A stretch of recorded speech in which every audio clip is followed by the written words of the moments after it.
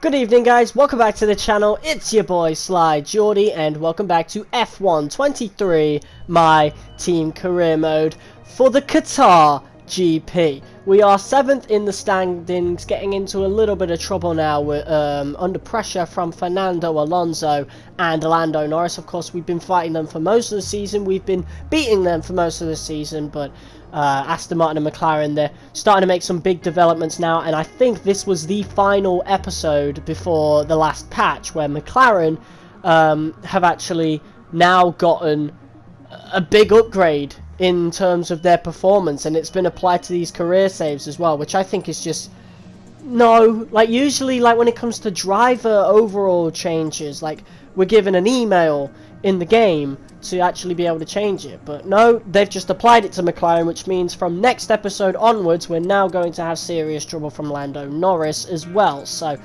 yeah, we've really got to make the most of this Qatar GP, knowing about that patch, of course.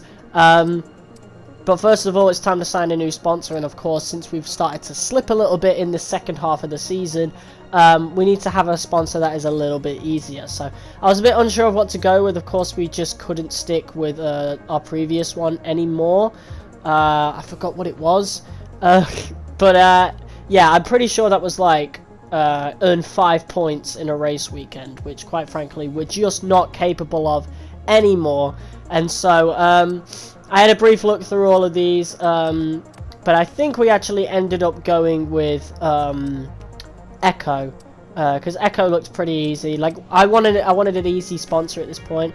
Oh no, I didn't go with Echo. I go with Echo in the next episode. Bit of a spoiler there, but our driver acclaim does reach the point for sponsors, so I do go with Paynite, or however you pronounce it. Seems like a pretty decent sponsor, of course, pretty easy for us. And now we look towards our facilities. We have a decent amount of money, probably the most we've had so far. We're still trying to get ahead of AlphaTauri in the R&D charts. That's pretty much all I really want to do. We're going to purchase the build time on the aerodynamics, because that's something we may really need, and then we'll want to purchase it on either the powertrain or the durability. And I think, yes, we're going to do it for durability, because I think in terms of the powertrain, oh, we got them all. Okay, never mind. You can tell I record my commentary like days after recording this, but there you go. We got some new things coming in, which is wonderful, and I'm pretty sure the heave dampers, pretty sure if they failed last episode, then we actually get them for this GP. We've also got some new parts that have just come through as well, so we're getting some upgrades coming in through here, and hopefully people above us not improving too much neither. Like, I want to get in front of these guys, man, come on. But we're advancing now, and yes, the heave dampers that failed last episode, obviously coming in now just in time for Losail. I'm really excited for this track because obviously I've played it online in multiplayer. It's quickly become one of my favorite tracks to at least drive around in the game. Like, it's got such a beautiful flow to it. It's just really, it's kind of relaxing to drive around, to be quite honest. It's one of those tracks that are like extremely easy to get used to drive on, but difficult to master. The tech regulations are changing. There's a risk some of our hard work will be undone, so we need to mitigate it. As soon as you can, I want you to look at the developments we have and tell us what areas you want to invest in protecting. And here it is. The point I've been talking about, the point of the season I've been talking about for the last 2 episodes. The new regulations for Season 2 have finally come in. So, yeah, definitely a little anxious to see what they're changing anyways. Hopefully it's nothing truly important. So, let's have a look. Can we skip ahead here? Obviously, looking at the weather forecast, looks like it's going to be a perfect weekend for us, so that's really good. And it looks like it's going to be in terms of the aerodynamics and the powertrain, which I'm quite happy with. In terms of the powertrain, I know we were one of the weaker ones anyway with the Renault engine, but the aerodynamics, definitely something we needed to improve for the most part. So I am happy with it in terms of the powertrain, not too happy with it in terms of the aero, and like there's 7 parts of the aero that, you know, we need to protect, basically. And it's a shame because we also wanted to get in front of teams in the R&D charts, and now I'm not sure when we're going to be able to do that. But we've had some upgrades arrive for the powertrain, so that's going to be great for this Qatar GP. I'm really excited to see where we end up there. In terms of the powertrain, we're actually like in the middle of the pack right now, so yeah, that's really cool. So I think in terms of getting new upgrades for the powertrain, I think we're going to stop. I'm not sure if I've already gotten a new upgrade for the powertrain in this episode or the episode that I'm working on, but yeah, I think what we fully need to focus on is protecting a lot of these aero upgrades. Obviously, these aero parts really need to be protected because, like, we're the worst on the grid in terms of aero anyway.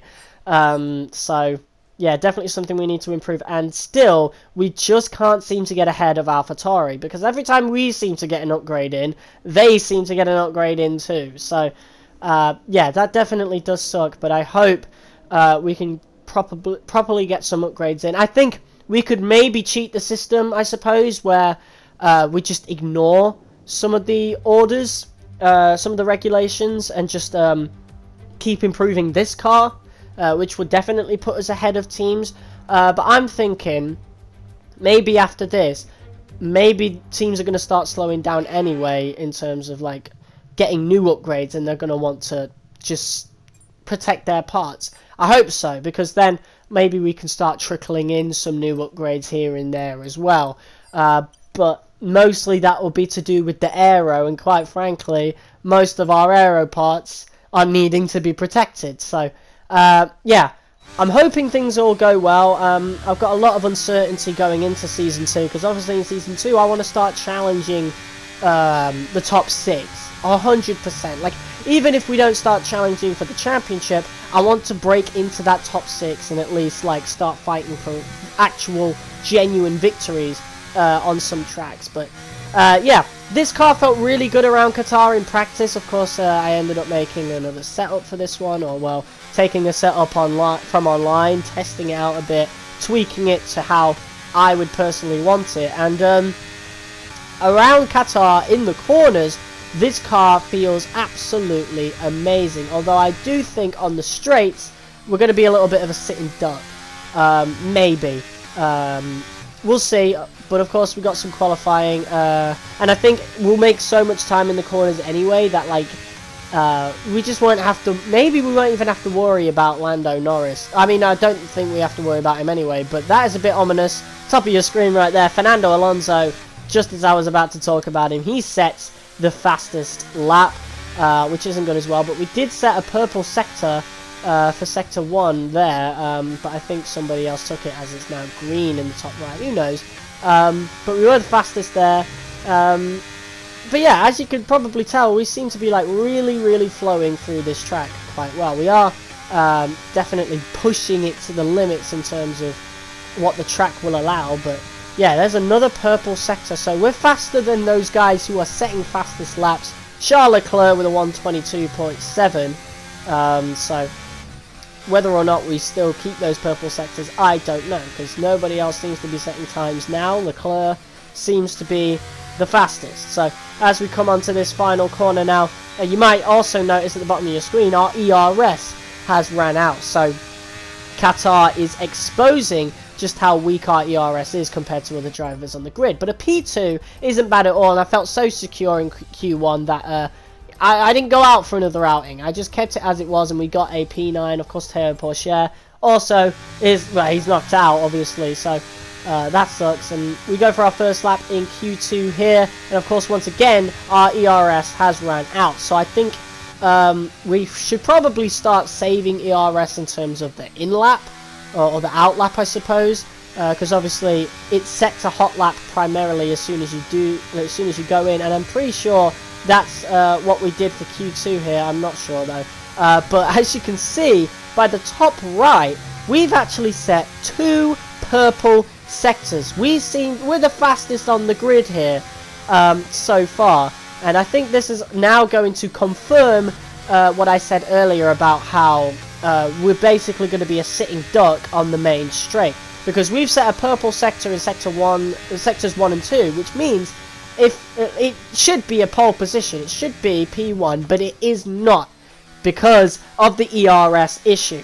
4th place is nothing to scoff at though, but for what we're wanting to achieve personally, Lando Norris is ahead of us for starters. Fernando Alonso just barely makes it in, but I mean, look at how close that is. Literally just a few tenths off, a few hundredths off. And so I think if we go onto this lap, this one lap in Q3 as we usually do, we usually use a set of scrub tires at the start of Q2, just to try and save a fresh tire directly for Q3. So I'm just going for the one lap right at the end here, and as you can tell, I've turned ERS deploy off. I want to save as much ERS as possible. We're on 99% by the time I turn it back on for this main straight as we switch our DRS on, of course. And this is going to be our one and only lap in Q3. So let's see what we can do. We are already a bit slower. Well, I say one and only lap. I think actually I went for a lap on scrub tires and just didn't record it because, I mean, what's the point? But yeah, already quicker than we were, and like this is how you can tell from the corners, because obviously we were slower on that main straight, but now as you can see from these corners, look at how much time we are making on our first time, scrub tires or not. Like, this is a lot, and we already set a purple sector in sector 1, so this looks to be a repeat of qualifying 2, but the difference here between qualifying 2 and this lap is we saved ERS going into this lap. So we're going to have maybe an extra 5% going onto that main straight, which is going to be, it's going to be everything. That might actually make up the time that we lost compared to Max Verstappen, who was P1 in Q2. So yeah, and as you can see, we've set a purple sector 2 as well. This is absolutely incredible as we now go round the final corner onto the main straight. We have 7% ERS to use, which should be enough to get us over the line. What is it going to be? What can we get? Fantastic. Oh my god! It might be our first genuine P1 that wasn't Monaco. Of course, Monaco, you can kind of fluke it a little bit because it really doesn't matter how quick the car is around Monaco. It kind of just matters who is the best driver, I suppose. But Qatar is a completely different story. It's not like that, and we are genuinely the fastest on the grid by a whole half a second almost. That is insane. Wow. Just under half a second quicker than the rest of the grid. Now, that is a bit ominous to see Fernando Alonso in P3. I wish he wasn't that close. He's genuinely really improved.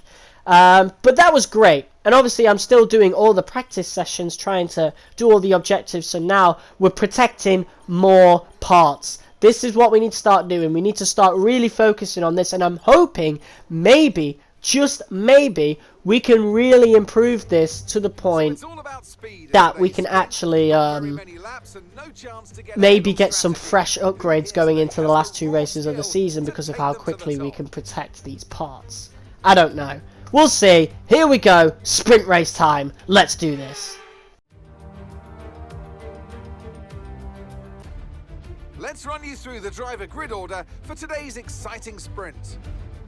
It's the owner-driver then in pole position, with Charles Leclerc alongside.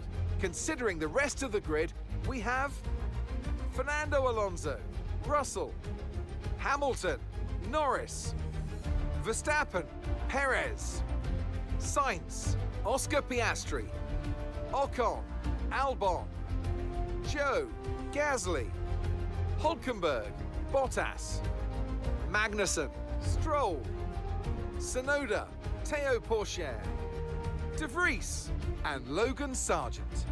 And with preparations almost complete, let's head trackside for today's sprint. Also here, of course, is Anthony Davidson. They've been involved in a number of costly incidents lately. That's got to affect their mindset going into this race. Certainly confidence is an important factor. And every time you're involved in an incident, it's not just the car you damage, but that confidence as well. But all the top racing drivers are able to tune that out when the race gets underway and focus on the job at hand. Okay, here we go. I know what you can do. Don't let me down. So here are our choices. Now, I have been watching other people's YouTube videos in terms of their MyTeam career modes, and I've seen that tyres can get punctures, like just pop right towards the end of the race. So we're going to use the softs for the sprint race, but I'm not going to touch the soft tyres at all for the main race, I don't think. I think we're going to go mediums to hards on the main race, but for the sprint, we're going on softs, just like everybody else. Let's see what happens. Lights out, and away we go. Here we are. We're going to use our ERS to get off the line, and already building a bit of a lead here. That's what we want to do. Fernando Alonso is competing with Leclerc. This is just not good. I want Alonso to be as far away from me as possible. Like, of all the times for me to get for Alonso to get high up there, I mean, well, to be fair, it could be worse. Could be worse. We could be like where we're predicted to finish, if you know other races or anything to go by, which would be around 7th to 10th. And with Alonso in P2, like, he would gain a lot of points on us. So luckily that's not the case as we go around our first lap of Qatar in a race. It's looking good.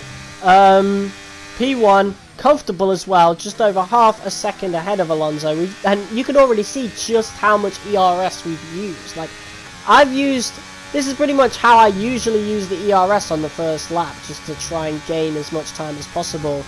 And it's already like spent so much. Qatar really spends your ERS, especially for your MyTeam in the first season when you're trying to improve these parts. And obviously durability hasn't really been our focus, and so the energy store definitely runs out a lot quicker. But yeah, here we go, using it a little more here to try and pull away from Alonso, and even while we use it, he still pulls on us there. We do set the fastest lap of the Grand Prix though, so over the course of one lap, we're actually the fastest on the grid around Qatar, and that's all because of the setup.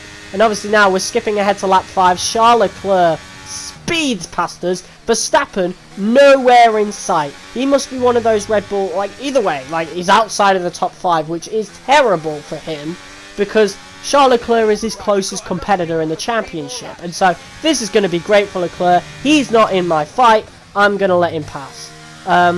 Like, without a fight. I also want to make as much time as possible, and so maybe getting behind Leclerc would be good, but he's going a bit slow. We're too close. You know what? We went for the overtake, and that was beautiful. I don't think we lost much time there at all. Like, he left the space, we took it, we're back into P1.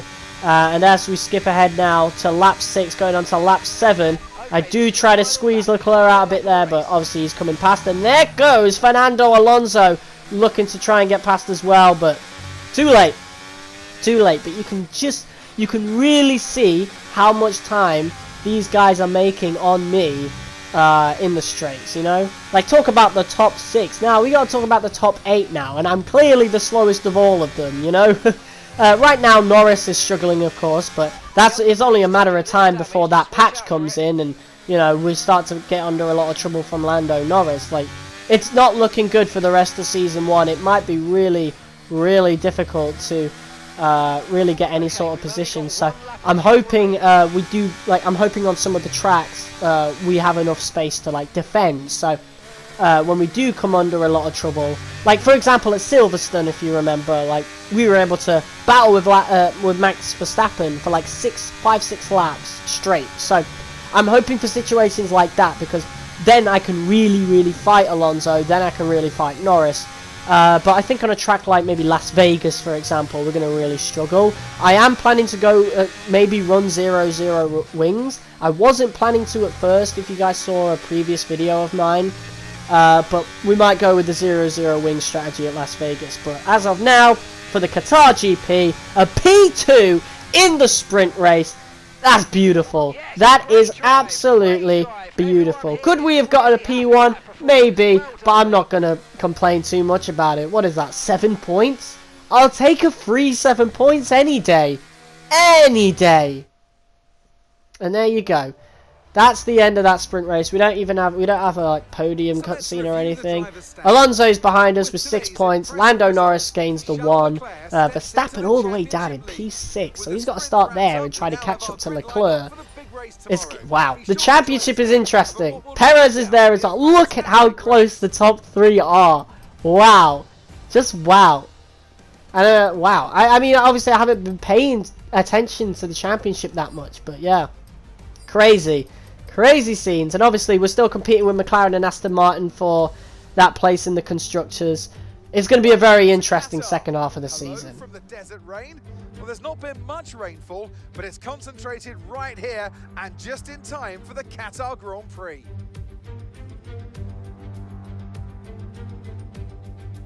So we're back here in Losail, and this is the track map. 3.34 miles, 16 turns, and just 1 DRS zone out of turn 16. It's already a fast and flowing track after all. There's a good overtaking opportunity with DRS, though, through the long straight and into turn 1. Off the back of a fantastic qualifying session, it's time to see how our starting grid looks like for today's race. A fantastic effort from Charles Leclerc yesterday, and it's put him on pole. And the owner-driver alongside. Looking at the rest of today's grid, we have Fernando Alonso, Hamilton, Russell, Verstappen, Sainz, Norris, Perez, Oscar Piastri, Ocon, Gasly, Hulkenberg, Albon, Bottas, Joe, Stroll, Tsunoda, Sargent, De Vries, Théo Pourchaire, and Kevin Magnussen fills the last spot on the grid. With preparations almost complete, let's head down to the track. Also here, of course, is Anthony Davidson. We should talk about Williams. What do you make of their performance so far this season? Well, the atmosphere within that team seems very positive at the moment. Everyone seems like they're in great spirits and having a lot of fun doing what they do, and that's definitely contributed to the performances we've seen. Okay, here we go. I know what you can do. Don't let me down. Well, this is probably our best ever starting position other than Monaco. P2. I say probably. No, it is. And so we want to start on the mediums and go on to the hards. Could this be a bad decision? We'll have to find out. Maybe it may have been worth starting on the hards. Hell, maybe we could have gambled and gone on the softs for the first stint, because Alonso's doing it. He will most likely go on to the mediums, and I mean, it's going to be different from most YouTubers' videos, because most YouTubers do like 50% races, whereas we just do 35%. I'm debating moving it up to 50% in a future season, maybe season 2, maybe season 3, we'll see, because I'm definitely moving the track count down from 23 to 16, so maybe to make up for that we might move it up to 50%. So in terms of 35%, I don't really have much evidence, but that's where the experimentation comes in. We'll see if this works. If it doesn't work, then it's something to remember for next season, of course. So yeah, pretty decent starting position. Of course, we didn't get a purple, we got a green, but what's important is where the car is positioned, and we're kind of aiming towards that gap in front of Leclerc. That's what we want. We want to get in front of Leclerc, try and get a bit of space away from Alonso. If Alonso can't get past Leclerc, he can't get close to me. And it's lights out, and away we go. And it's a great start from us as usual, and it is a beautiful start from Lewis Hamilton. If you see the rear view mirror there, look at him go. He could have gotten a P1 if that straight going into turn 1 was just a little bit longer. Hamilton would have jumped all the way up to P1. It's a beautiful start from the 7-time world champion, as Leclerc and Alonso 4 places. Hamilton is really gunning for this P1, and I mean, obviously we'd let him pass if he had the space, but he doesn't. It's very hard to overtake on Qatar, and maybe that's why we're going to be at an advantage here, because on tracks that are really hard to overtake on, we've been really good at. So yeah, that is definitely something that is going to really play into our favour. Although I think the main straight is just too long for that to really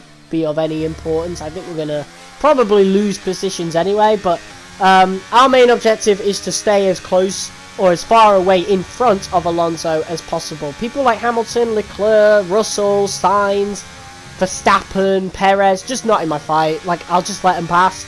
I don't want to lose any time at all. And that Aston Martin is looking mean around Qatar, of course. Alonso being up front here. But, of course, our car is looking really good around here as well with our setup. So, I just wish Porsche could have our setup as well. But here we go. Going on to lap 2. We do set the fastest lap.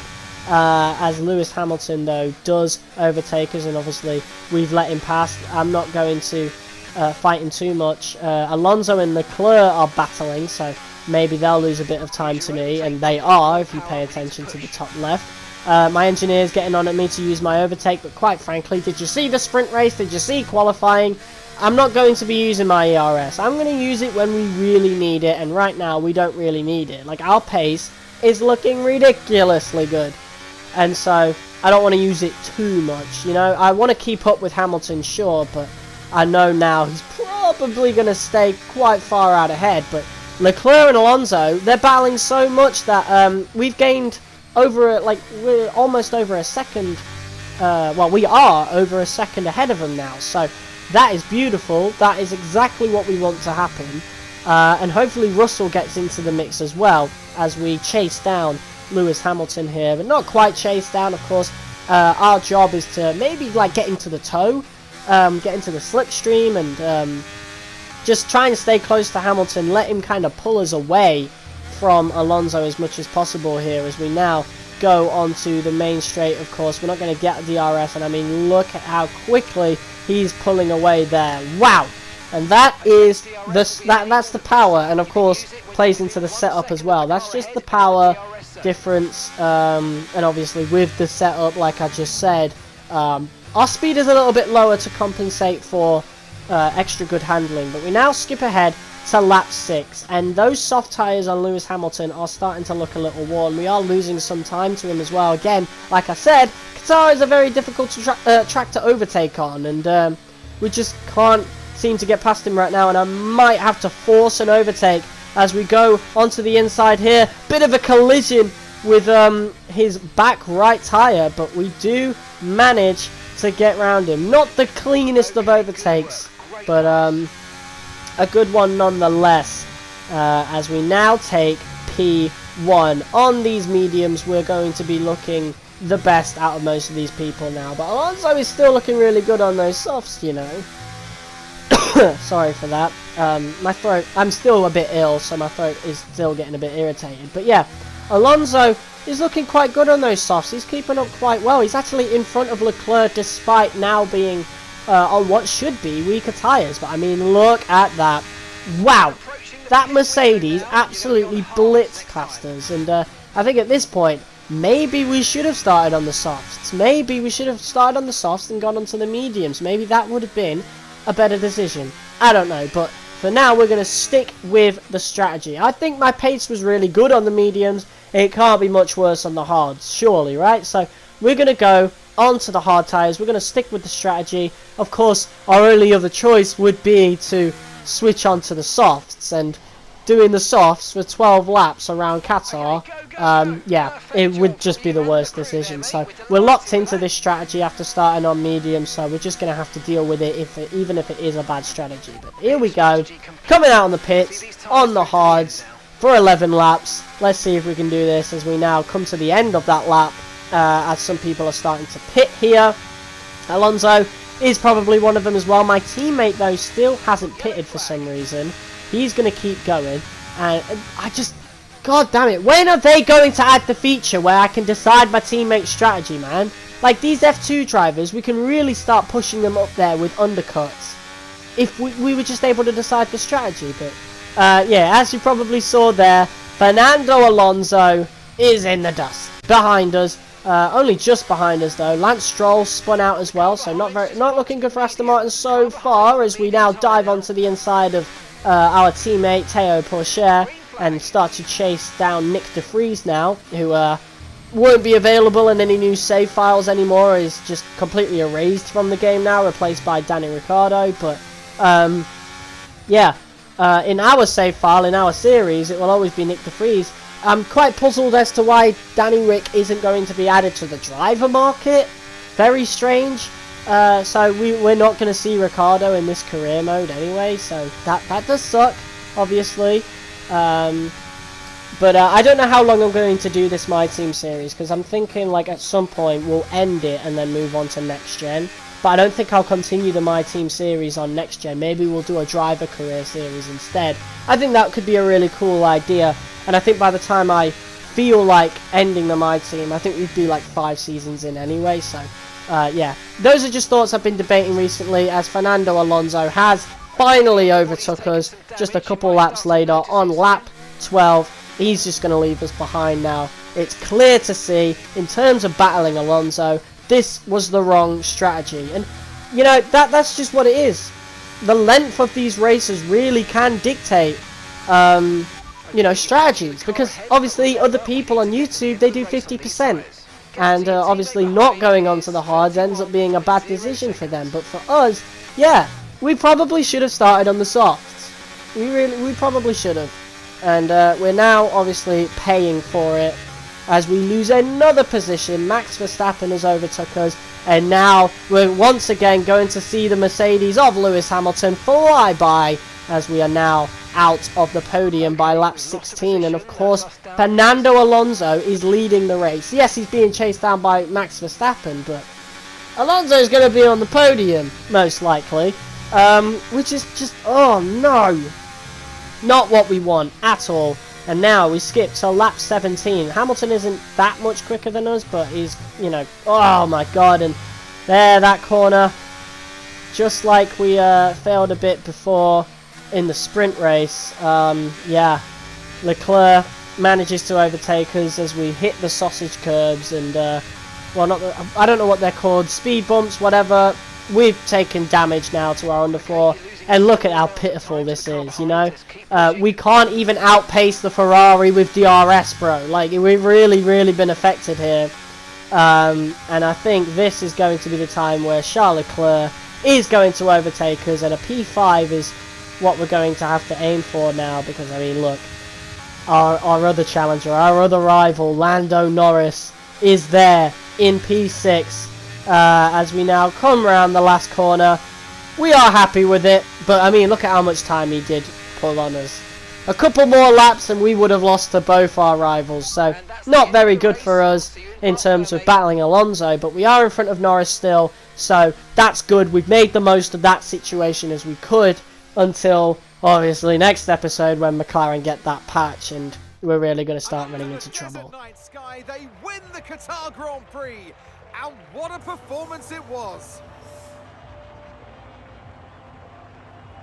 Anthony Davidson, how do you think they were able to set themselves apart today?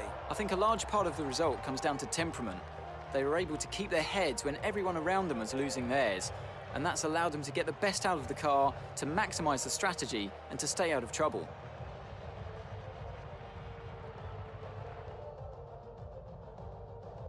Red Bull put up an outstanding fight for the front position today, and it's great to see it paid off for them. They do so much for the sports that you can't help but be delighted by today's race win. Well, we could take a little bit of solace from the fact that Fernando Alonso didn't win the Qatar GP. That was won by reigning world champion Max Verstappen, so he's made big improvements since the sprint, obviously, so he'll be retaking the championship lead over Charles Leclerc. Perez nowhere in sight neither. We'll see how that pans out. Where did he finish? But yeah, Fernando Alonso P2, not good for us, and it really does show just how good those upgrades have been for Aston Martin, because obviously in the first half of the season we were like on par with Aston Martin. We were beating them regularly, like we were beating Alonso quite regularly, but over the course of the season you've seen him kind of creep just further and further ahead of us, and now it's to the point where it's really noticeable. Like, he's a lot faster than us, and McLaren are going to get that boost. We might have to settle for a P9 finish in the championship, quite frankly, which I don't want But we'll have to see, because depending on the track, like, our qualifying pace has been amazing. So, depending on the track, we might actually get a track where we can defend positions really well at. And so, we could probably still get more points than Alonso and Norris. Who knows? But in the championship, we're still behind McLaren and Aston Martin. I don't know how that's going to pan out, but at least P6 is the lowest we're going to get. Alpine have absolutely no chance of catching up to us now, so P6 is going to be great for how much budget we take going into Season 2, I'm pretty sure, so I'm definitely excited for that. But we are still in front of Alonso and Norris in the championship for now, but for how long for, we'll have to find out in the last few races of the season. But guys, that's going to be the end of this episode of F1 23 My Team Career Mode. And yes, we chose a good sponsor, qualifying in P10 or better. Brilliant for us. So we get good money, almost $500,000 going into that. So that's going to be really good in terms of improving our facilities for sure. But anyway guys, thank you for watching this episode of F1 23 My Team Career Mode. If you guys liked it, hit that like button as hard as you possibly can, comment, share and subscribe. And I will see you all in the next video for the Texas Grand Prix. Until then, I'll see you soon. Peace!